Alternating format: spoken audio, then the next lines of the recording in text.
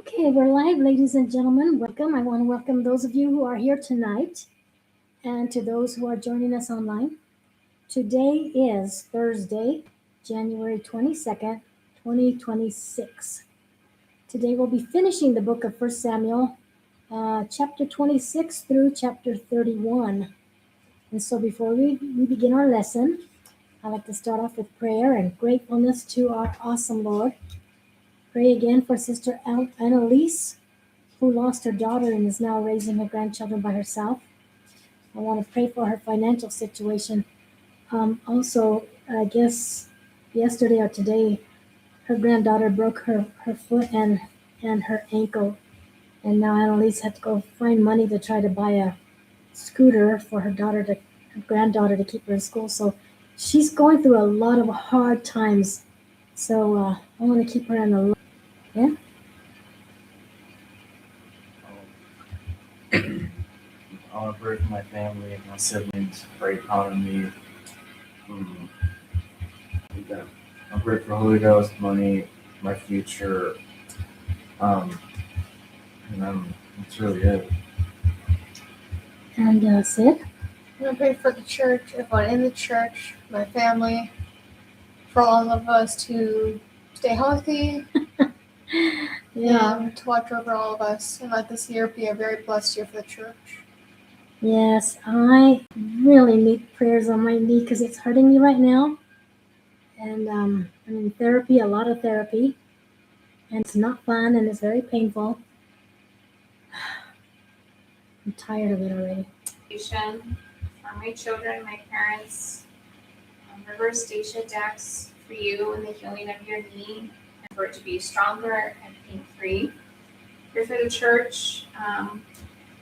Pray for blessings in everyone's jobs and financially. Just always keep us safe and for wisdom, knowledge, and understanding. Thank you, Lord God.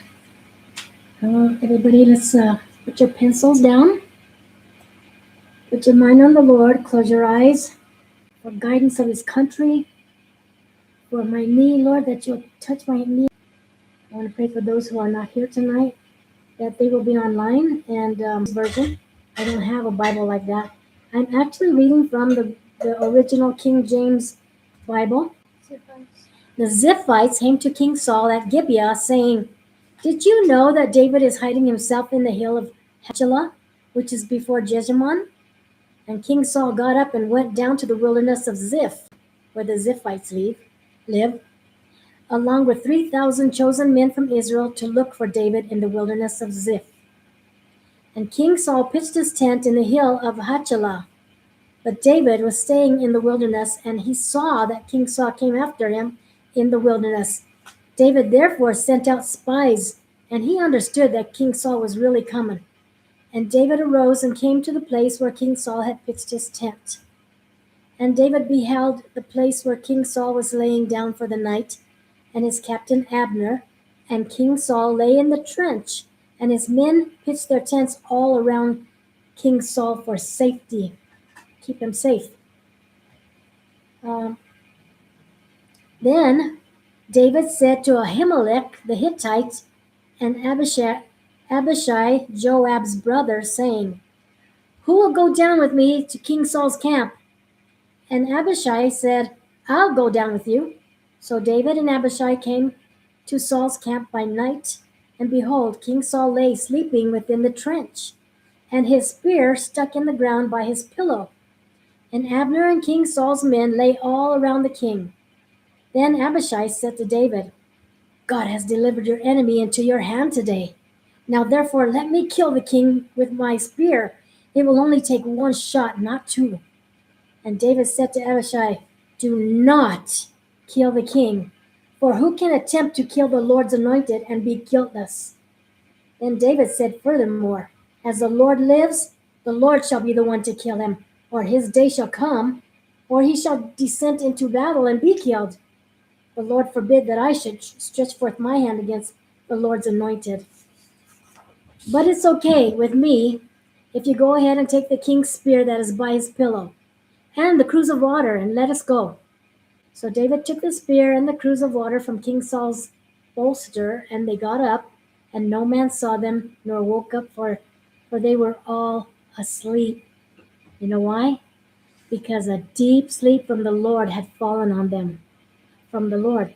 And you know, I'm having a hard time sleeping through the night, so I've been trying out some sleeping pills. So I took 2 of them last night at 11 o'clock, and I was wide awake at 3. Go figure. And I thought, well, what? Do I take 2 more? and I'm on oxycodone for the pain in my knee, and that's not doing nothing for me. And I said, should I take 2? Then David went over to the other side and stood on the top of the hill far away, with a great distance between them. And David hollered out to Abner and King Saul's army, saying, "Don't you have anything to say, Abner?" And Abner said, "Who are you that cries to the king?" And David said to Abner, "Are you not a valiant man?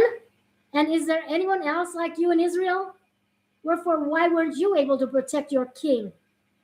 For there came one of the people into your camp to destroy the king your lord. You have not done a good job, Abner. As the Lord lives, you are worthy to die, because you have not protected your master, the Lord's anointed. And now look and see where the king's spear was, and his cruse of water that was by his pillow. Gone, huh?" And King Saul recognized David's voice and said, "Is that you, my son David?" And David said, It is me, my lord, O king." And David said to the king, "Why are you after me? What have I done, or what evil is in my hand? Now, therefore, I pray that you will allow me to speak." See how much respect David has even for the enemy? He never talks back. He never curses anybody, you know? "If the Lord has stirred you up against me, let him accept an offering. But if the children of men have stirred you up against me, then cursed are they before the Lord. For they have driven me out this day from abiding in the inheritance of the Lord, saying, 'Go serve other gods,' David. Now therefore don't let my blood fall to the earth before the face of the Lord. For the king of Israel has come out to look for a flea, like one does when they hunt a partridge in the mountains." Then said King Saul, "I have sinned. Return, my son David, because my life was precious in your eyes this day. Behold, I have played the fool, and have erred exceedingly." And David answered and said, "Look over here. I have the king's spear. Let one of your young men come over and get it. The Lord give to every man his righteousness and his faithfulness. For the Lord delivered you into my hand today, but I would not stretch forth my hand against the Lord's anointed. And behold, according to what I saw today, your life was in my hands. So let my life be much set by in the eyes of the Lord, and let him deliver me out of all my troubles." Then King Saul said to David, "Blessed are you, my son David. You shall both do great things, and shall also still prevail." So David went on his way, and King Saul returned to his place. Any questions? Chapter 27. And David said in his heart, not out loud, "I shall one day die by the hand of King Saul. I just know it. The best thing for me to do now is to escape quickly into the land of the Philistines, and King Saul shall give up hope on me. He will give up looking for me in the coast of Israel." And David arose, and he passed over with the 600 men that were with him unto Achish, king of Gath. And David lived with Achish, who's also the king of the Philistines. He lived with Achish at Gath, he and his men, every man with their families, even David with his 2 wives, Ahinoam and Abigail, Nabal's wife. And it was told to King Saul that David had fled to Gath. And King Saul, do you think he went after him, Kinson? Yeah. Did he? No, King Saul never again went looking for David. Never again after that. And David said to Achish the king, "If I have now found grace in your eyes, let them give me a place in some town in the country, so that I may live there. For why should your servant live in the royal city with you?" Then King Achish gave David the city of Ziklag that day. Okay, remember that city, because something's going to happen there. So now David went to live in Ziklag that day. Wherefore Ziklag pertains to the kings of Judah to this very day. And David lived in the country of the Philistines for 1 year and 4 months. And David and his men went up and invaded the Gershurites, the Jezreelites, and the Gezerites and the Amalekites, for those nations were of old the inhabitants of the land. They were there in the promised land before Israel got there. From the land of Shur all the way to the land of Egypt. And David destroyed the land and left neither man nor woman alive. And he took the sheep, oxen, donkeys, camels, and the apparel, and returned, and it was told to the king Achish. And Achish said to David, "Where have you raided today?" And David said, "Against the south of the Jerahmeelites, and against the south of the Kenites." And David saved neither man nor woman alive, so that no one could come back and tell the king what really happened. This is what David did. They can't tell the king that. This is what David did, and so will be his manner all the while he lives in the country of the Philistines. And King Achish believed David, saying, "David has made his people Israel utterly hate him. Therefore he shall be my servant forever." Any questions? Chapter 28. And it came to pass in those days that the Philistines gathered their armies together for war to fight against Israel. And King Achish said to David, "Know for sure that you and your men will be going out with me to battle against Israel." Okay, David? Prepare you and your men, because we're going to go fight against your people, Israel. And David said to the king, "Surely you know what I, your servant, can do." And King Achish said to David, "Therefore I will make you my protector forever." Now the prophet Samuel was dead, and all Israel had cried over him and buried him in Ramah, even in his own city. And King Saul had got rid of those in his country who had familiar spirits and the wizards from out of his land. I want to tell you something here in a minute. And the Philistines gathered themselves together and pitched their tents in Shunem. And King Saul gathered all Israel together, and they pitched in Gilboa. And when King Saul saw the army of the Philistines, he was so afraid, and his heart trembled greatly. And when King Saul inquired of the Lord did not answer him, neither by dreams, nor by Urim, nor by prophets. Does anybody know what Urim is? You know the ephod that the priests wear? Yeah, the chest piece. Urim are objects carried inside that breastplate of the chief priests. Then King Saul said to his servants, "Go, look for a woman for me that has a familiar spirit, so that I may go to her and inquire of her." Now, what is he asking them to do, Didi? He asked them to look for a woman. And why? What kind of woman is she? Maybe. What is she? Said, Witch. "She's a witch. Go find me a witch that could read spirits." Now listen. He's looking for a witch, and you people want to know if there's really witches out there? It's in the Bible. Yes, there are witches, and there are people that are familiar spirits, which are not good spirits. And there's also what else do you call them? Wizards. Mhm. Yeah, and wizards are their kind of stuff. Yes. Okay, now look what happened. And when King Saul inquired of the Lord did not answer him, neither by dreams, nor by Urim, nor by prophets. Then King Saul said to his servants, "Go look for a woman for me, a witch that has a familiar spirit, so that I may go to her and inquire of her." And his servants said to the king, "Behold, there is a woman that has a familiar spirit in Endor." Sounds like a movie, huh? So King Saul disguised himself, and he put on different clothes, and he went with 2 of his men, and they came to the woman in the night. And King Saul said to her, "I pray that you will seek divine guidance and bring a prophet whom I will name back up from the dead." Now, can that really happen? Can you really bring somebody back from the dead? Well, let me tell you, do you remember the Ouija board?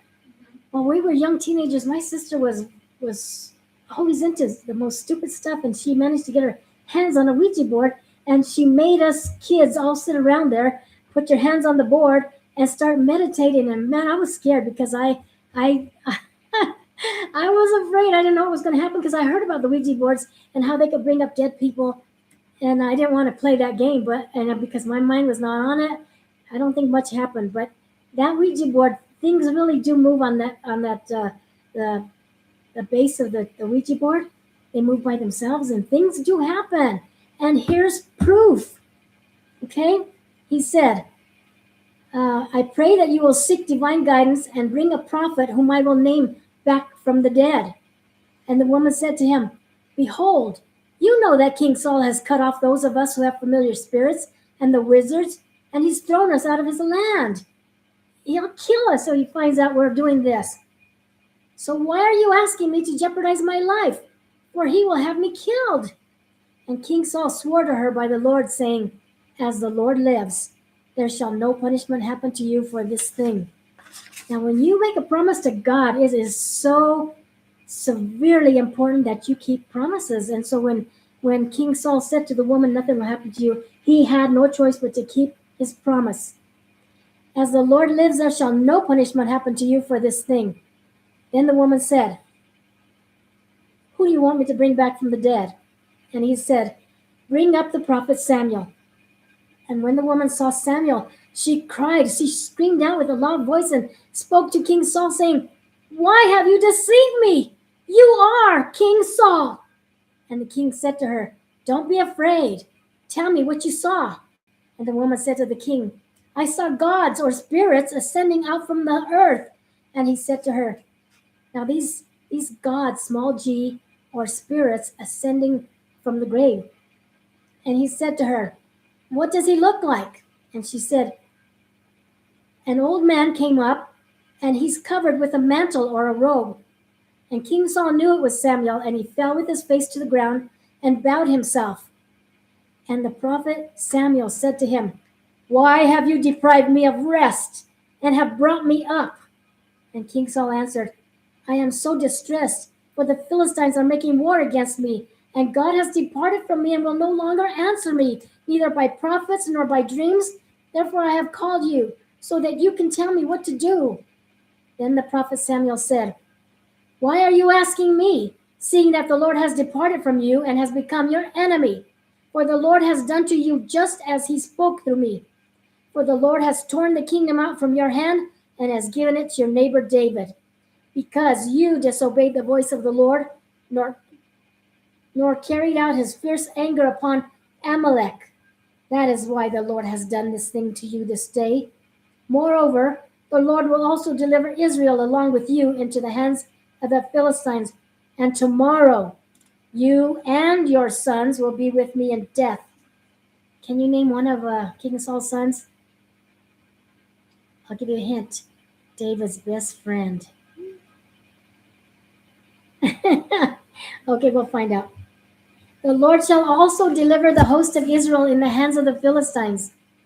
Then King Saul fell straight down on the ground and was so afraid because of what Samuel said, and there was no strength in him. He practically fainted and fell to the ground, for he had not eaten all day or night. And the woman came to King Saul and saw that he was troubled, and she said to him, Behold, your handmaid has obeyed you, and I have put my life in my hands, and have listened to your words which you spoke to me. Now therefore I pray you will listen to me speak. Let me get you something to eat so you can build up your strength and go on your way. But he refused and said, I will not eat. But his servants along with the woman convinced him, and he listened to them. So he got up from off the ground and sat on the bed. And the woman had a fat calf in the house. In the house? And she hurried and killed it, and took flour and tenderized it, and she baked unleavened bread also. And she brought it to the king Saul and his men, and they all ate. Then they got up and went away that night. Now I ask you, it takes me forever to make a dinner. And she killed the cow, skinned it, cut it into pieces, and made homemade bread. And it makes it sound like she did it all in 10 minutes, but I'm sure it took a couple hours. But I'm thinking, man, are you good? Are you that good? Any questions? Chapter 29. Now the Philistines gathered together all their armies to Aphek, and the Israelites pitched by a fountain which is in Jezreel. And the lords, small l, of the Philistines passed on by hundreds and thousands. But David and his men passed on behind him with King Achish. Then the princesses of the Philistines said, "Why are these Hebrews here with us?" And King Achish said, "Is this not David, the servant of Saul, the king of Israel? He has been with me for years, and I have found no fault in him since he fell into me to this very day." And the princesses of the Philistines were angry with the king, and they said to King Achish, "Make this guy return so that he may go again to his place which you have appointed him." In other words, go back to the land you gave him, Ziklag. "And don't let him go with us to battle, lest in the battle he becomes our enemy. For who's to say he won't reconcile himself back to King Saul and turn on us? Isn't this David of whom they sing one to another in dances, saying, 'King Saul killed his thousands, and David killed his 10,000s? Don't underestimate this guy, O king." Then King Achish called David and said to him, "Surely as the Lord lives, you have been upright, and your going out and your coming in with me in the host has been good in my sight. For I have not found evil in you since the day you came to me, even till this very day. Nevertheless, my lords don't like you. Therefore return and go in peace, so we won't displease the lords of the Philistines." And David said to the king, "But what have I done? And what have you found in me for as long as I have been with you until this day, that I may not go fight against the enemy of my lord the king?"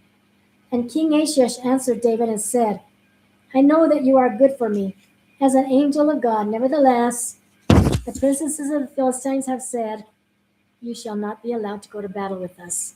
Wherefore, get up early in the morning with your men that have come here with you, and just as soon as you are up early when the sun has risen, you can leave." So David and his men rose up early to depart in the morning to return to the land of the Philistines, Ziklag, where he was staying. And the Philistines went up to Jezreel. Any questions? Chapter 30. And it came to pass 3 days later, when David and his men had come to Ziklag, that the Amalekites had invaded the south and Ziklag. Who invaded them? The Amalekites, and had overcome Ziklag and burned it with fire. They burned it to the ground. And they took the women captive. They did not kill anyone, neither great or small, but they carried them away and went on their way. So David and his men came to the city, and behold, it was burned with fire, and their wives and their children had been taken captive. And David and the people that were with him lifted up their voices and cried until they had no more strength to cry anymore. They don't know at this point whether their wives and their children are still alive, or are they being tortured. And David's 2 wives, Ahinoam and Abigail, had been taken captive. And David was greatly distressed, for the people spoke of stoning David, because the soul of all the people were grieved, every man for his children. But David encouraged himself in the Lord, in the Lord his God.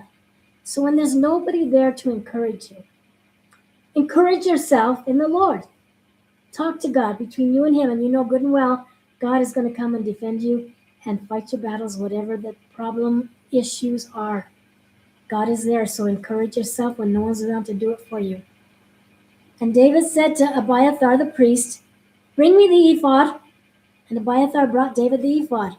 And David inquired of the Lord, saying, "Shall I pursue after this troop, Lord? Shall I overtake them?" And the Lord answered and said, "Pursue, for you shall surely overtake them, and without fail recover everything that was taken." So David and his 600 men came to the brook Besor. That's as far as they got, where those that were left behind stayed. But David pursued, he and 400 men, for 200 had stayed behind because they were exhausted and could not go over the brook Besor. Because remember, they just got back from on their way to go fight Israel and on the Philistine side. So they've been traveling already, and now they got to go travel to find their people and try to find enough strength to fight if they have to fight. And they found an Egyptian in the field, probably half dead, and brought him to David and gave him something to eat and drink. And they gave him a piece of cake of figs and 2 clusters of raisins. And after he had eaten, his spirit came back to him, for he had not eaten for 3 days and 3 nights.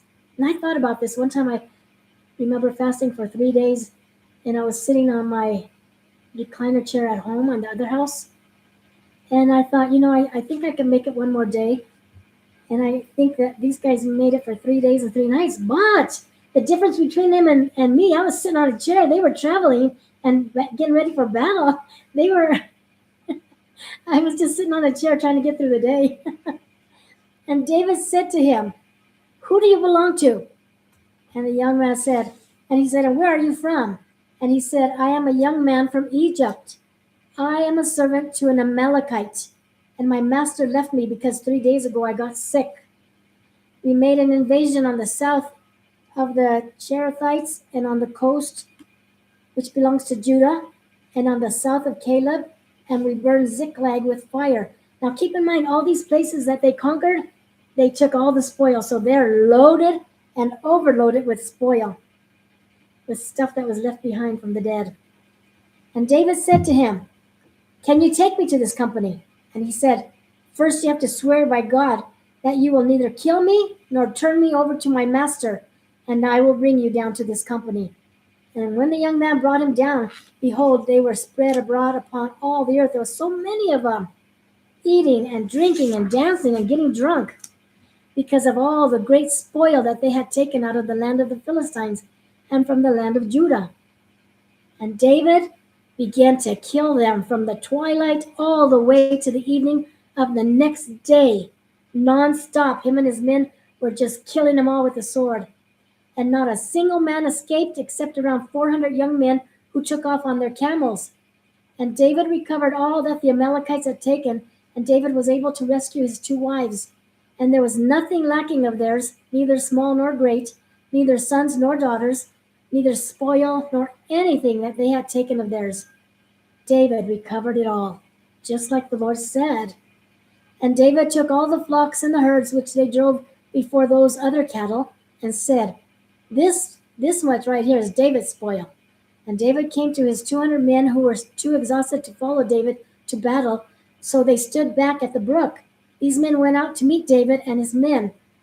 And when David came near to the people, he saluted them, his men. Then answered all the wicked men and the men of Belial from those that went with David, saying, Now I want to tell you, these are David's men. They're wicked men.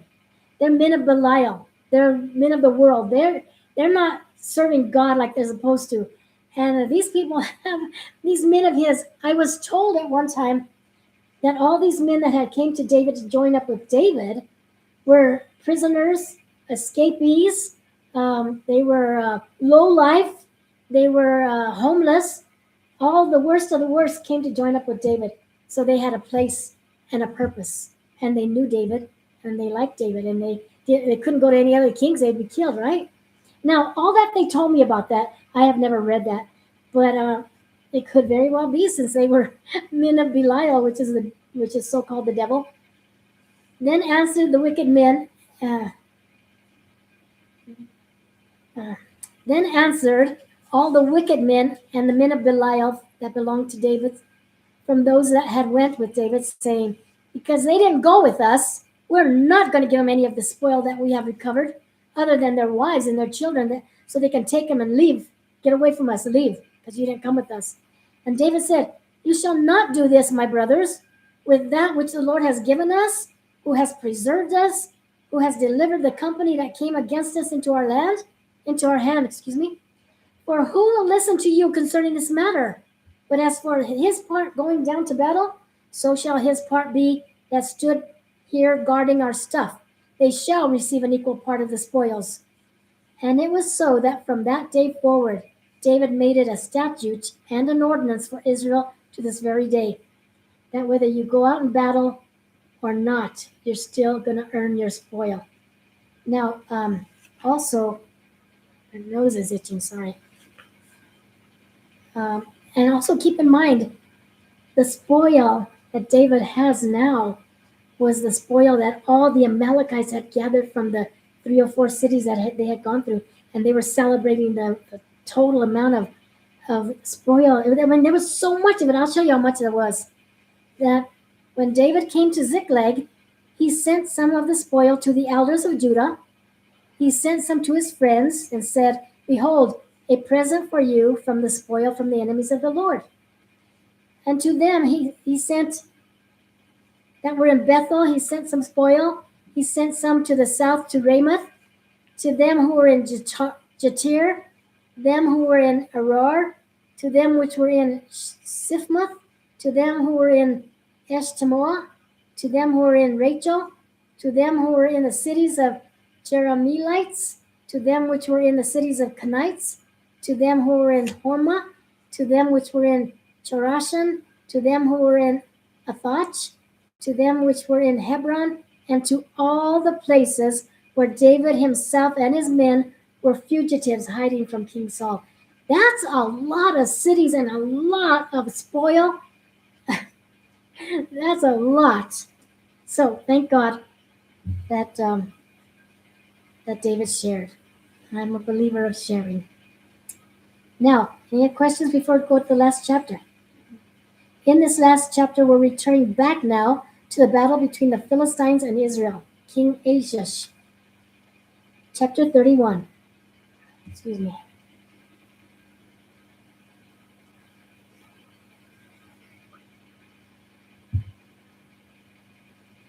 Now the Philistines fought against Israel, and the men of Israel ran from the Philistines and fell down wounded in Mount Gilboa. And the Philistines followed hard after King Saul and his sons. And the Philistines killed Jonathan, David's best friend, and King Saul's other two sons, Abinadab and Malchishua, and the battle went badly against King Saul. And the archers hit King Saul and he was badly wounded. So King Saul said to his armor bearer, "Draw your sword and thrust it through me, so those uncircumcised won't come and thrust me through and abuse me." But his armor bearer would not, for he was too afraid to touch God's anointed. Therefore King Saul took a sword and fell on it himself. And when his armor bearer saw that the king was dead, he fell on his own sword and died with the king. So King Saul died along with his 3 sons, his armor bearer, and all his men that very same day. Together they died. And when the men of Israel that were on the other side of the valley, along with they who were on the other side of Jordan, saw that the men of Israel were running away and that King Saul and his sons were dead, they forsook the cities, and they ran also. And the Philistines came and lived in those cities. And it came to pass the next day, when the Philistines came to strip the slain and get the spoil, that they found King Saul and his 3 sons dead in Mount Gilboa. And they cut off the king's head and stripped off his armor and sent it into the land of the Philistines so they could publish it in the house of their idols and among their people. In other words, spread the news, publish it. And they put his armor in the house of Ashtaroth, and they fastened his body to the wall of Bethshan. A headless king. That is so degrading.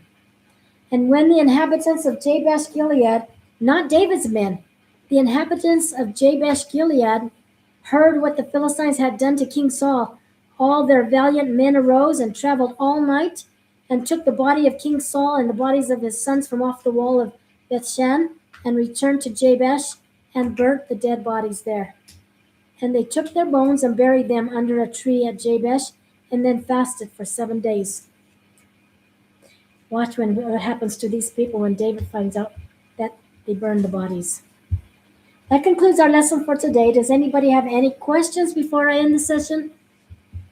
For information, I was able to re-record one of our lessons that was missing, and thank God we had 2 visitors on that night that were listening. So anyway, I have one more lesson I need to redo because this particular lesson, 1 Samuel chapter 8 through chapter 14, it only recorded 10 minutes of that lesson, so I'm going to redo that this week, I hope. So, everything will then be on file and up to date. I pray God spoke to you through this lesson, and you were able to take something from it that would make your life better for God. That maybe just the Word of God is encouraging you and keeps you through another week. I mean, Don't forget to read your Bible and pray. Encourage yourself in the Lord. After all, you are His servant. I love you, everybody, and I pray you all have a wonderful and safe weekend. Our next lesson will be on Thursday, February 5th. See you then, and happy birthday, Tasha, in February. Love you guys.